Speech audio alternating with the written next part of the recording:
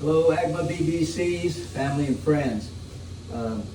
We have the Miggy family here, Mr. and Mrs. Miggy here. Hello. And we have Dylan.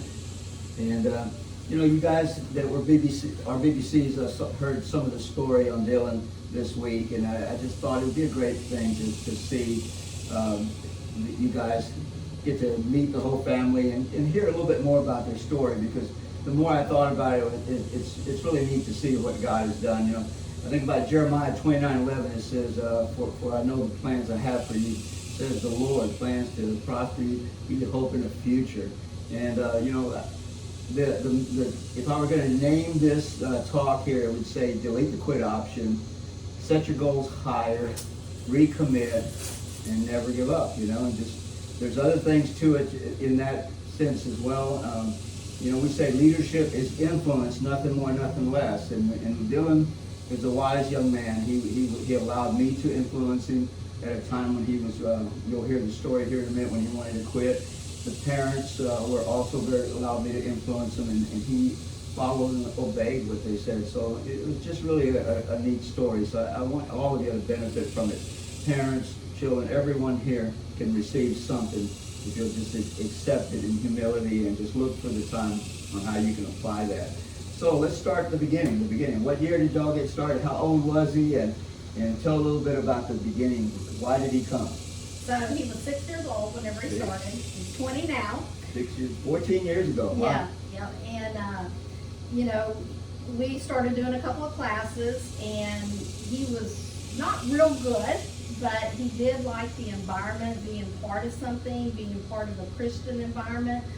But he was not challenged at first, and that is one of the reasons why he probably wanted to quit from time to time. But we pushed his parents, and then whenever he said, I'm kind of done, we said, then you got to go tell Grandmaster Garza that you're done. And that's when you really, influenced us. But one of the other things that we did is, each time our contract was coming up for renewal, we would sit down and ask for a commitment out of Dylan.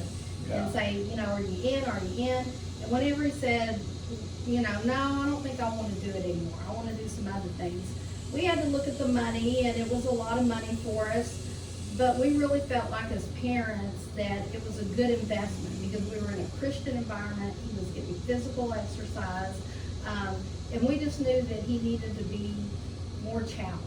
And he needed to be good to get that confidence. He hadn't quite got that confidence yet. So we felt like it was a good investment for us. We could be paying the money to get him out of trouble if he wasn't in such a good environment, which is why we said, you got to come talk to Grandmaster Garza. Right. Well, I sure appreciate the fact that you gave me that chance to do that. And I just remember they came in, habit 5 is seek first to understand, then to be understood. And I just really exercised it. I tried to understand why he wanted to quit, what his situation was.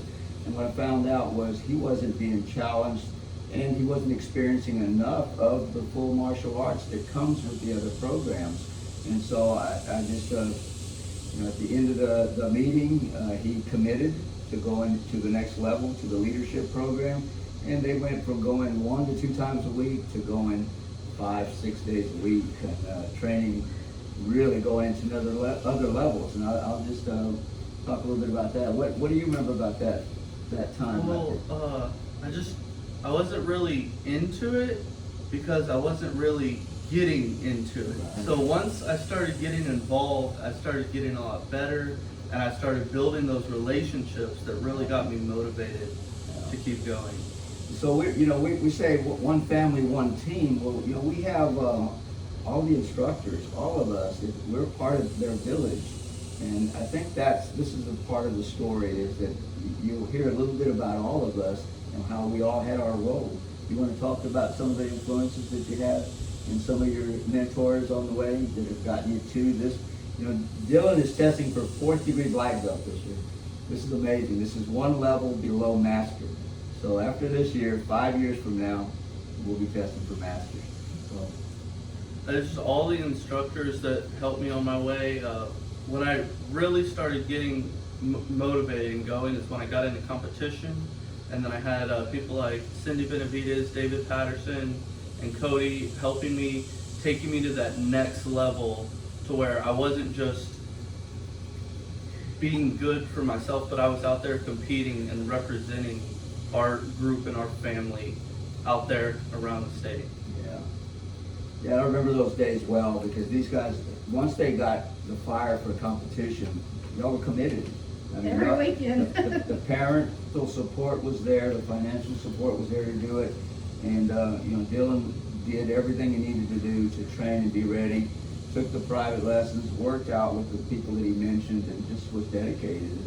And you know, he did well, but fast forward from there, you went to a tournament and you won a title. Can you tell us about that? Yes, sir. Well, I had been competing for several years, and the goal I had set when I started competing was to win the state championship. And I had gotten so close so many times, and I just had never got to that state championship spot that my goal was for so many years. And I ended up qualifying to go to the World Championship, which was far beyond what I had ever imagined, but I was like, let's go for it. So I was all in, and I went all the way up to Nevada and competed in a giant arena, and sure enough, I come home with the title. All right, congratulations. Parents, congratulations too. What do you think? Like Dylan was saying, our goal was to win the AOK state Right. championship. Yeah. So the first year we went to Reno in the big casino, he won in forms in kata. Uh-huh. And then we came up second at the AOK state championship in Okay. kata and sparring again. Yeah. So here we are, we're still after our goal. We come back the next year. We did 35 weekends in 1 year. We did 35 tournaments. Yeah. Only to go back to win the cup at the World Championship in sparring Right. the second year. But Yeah. we still had not won the AOK state championship. Right. We had won TKO. We picked up a ring every year. But what our original goal was to win the AOK state championship. So then Uh-huh. he finally won in forms the first day, and he always seemed to give me the trophy or the whatever it was, the second one. But this time the one that he had been wanting to win all those years, he finally won it, and he just threw it to me like it was nothing. So I asked him what it is. He says, well, tomorrow is sparring, and the jacket is maroon and white. And you know I want to be an Aggie. He was only 15, nice. 16 years old. Yeah. But the jacket was maroon and white.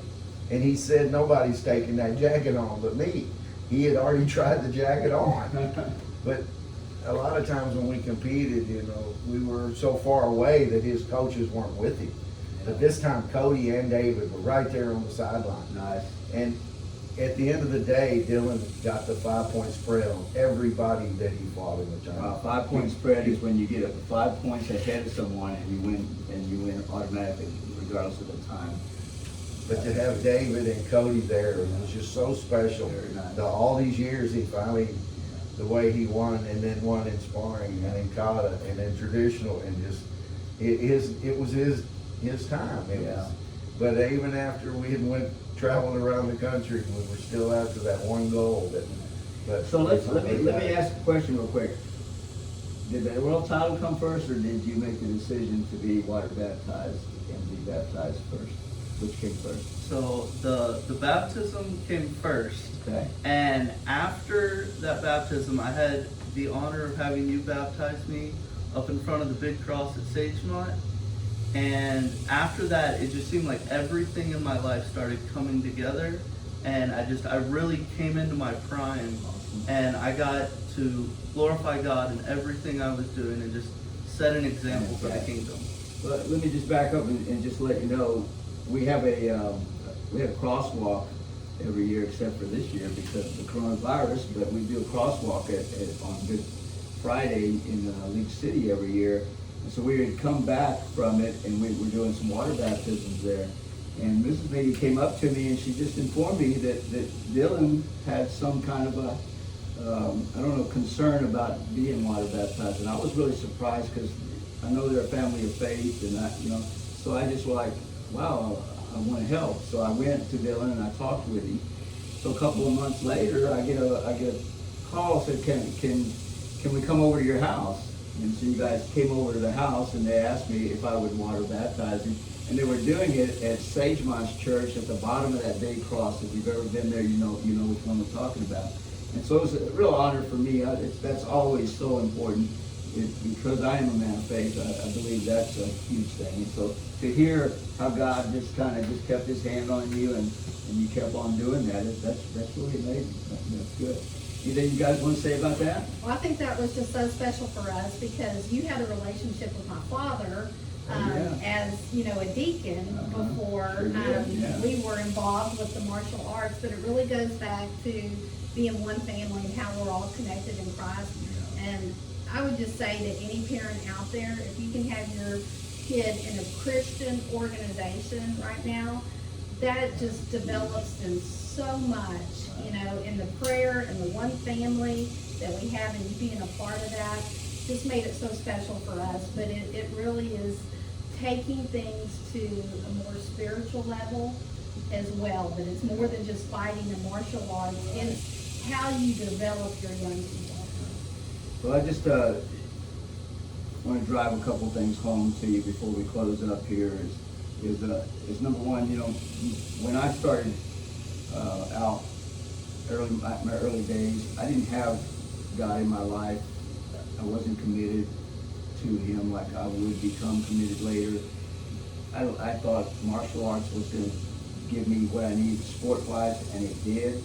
But I didn't know that my heart was always going to be so caring about the character of the individual and their eternal life. And so that is so huge. At the same time, for those of you who are not believers, please don't be offended by that. We love you anyway, and you are welcome here anyway. Was there anything else that we were going to talk about? I think that was about it, huh? Well, we're real proud of him. He's That's an right. Aggie up at College Station. Can't miss that. Yeah. Yeah, he's an Aggie. You're finishing up the first year, or you just Second finished year. the second year? Whoa, 2 years goes by fast. The second year. Yeah, it's hard to believe. And he's testing for 4th degree black belt. How was your first week? First week, it was hot, and it was a lot, but it's all part of the process, and it's so much better for it. And how do you feel like you grew this week? It's just getting back into the training with the people that I'm testing with 4 other people for my 4th degree that I started in a little champions class with 14 years ago. So being able to just That's get amazing. back into it and just spending that time training as hard as I possibly can with people that I'm that close to. Name those people real quick. It's Chris Nearing, Ian Kelly, and Bella and Sam Ware.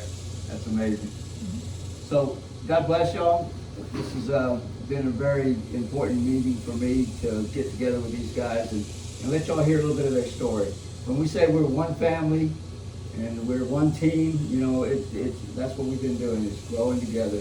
And there's one fight that we fight, is that fight to just keep that right character moving in the right direction and avoiding those temptations that can bring us down. So we do that by abiding in Christ. Y'all have a great day. We will see you in the morning, bright and early. I'll say goodbye. Bye.